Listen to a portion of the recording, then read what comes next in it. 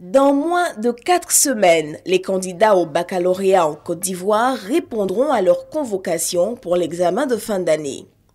Dans les différents établissements, l'heure est aux révisions et autres derniers examens blancs, à l'exemple du CSM de Cocody où des dispositions pratiques ont été prises pour préparer les candidats.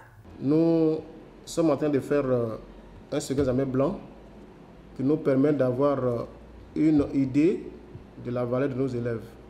On exploite les résultats de ce second examen blanc pour pouvoir encadrer nos enfants dans un programme spécial. Et cela, 3 semaines, disons, avant l'examen de fin d'année. Même tableau au Collège moderne du Plateau, au lycée classique d'Abidjan et au lycée technique.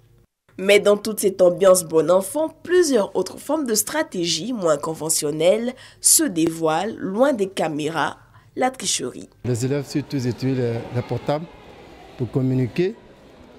Souvent aussi, ils laissent quelques bouts de papier dans les toilettes. Ils écrivent sur les tables. Et puis, très souvent aussi, il y a les bouts de papier qui font circuler.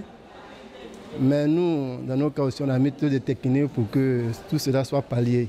Si beaucoup restent encore attachés au grand classique, échange de brouillon, coup d'œil sur la copie de son voisin, formule enregistrée dans une calculatrice ou encore anti-sèche collée sur les semelles des chaussures, plusieurs aujourd'hui optent pour la tricherie 2.0. Un mode de tricherie s'appuyant sur les nouvelles technologies de l'information et de la communication. Oreillettes Bluetooth, téléphones portables ultra sophistiqués et autres gadgets informatiques. Edwige, qui a requis l'anonymat, élève en classe de terminale D, explique qu'il lui faudra tout simplement faire un tissage avec de longues mèches. Elle n'aura qu'à glisser les oreillettes Bluetooth dans ses oreilles cachées par les mèches de cheveux et ensuite, pendant la composition, passer et recevoir discrètement les coups de fil répondant à ses préoccupations. Face à tant d'ingéniosité, il faudra donc redoubler d'efforts et veiller au grain pour des examens de fin d'année fiables et transparents.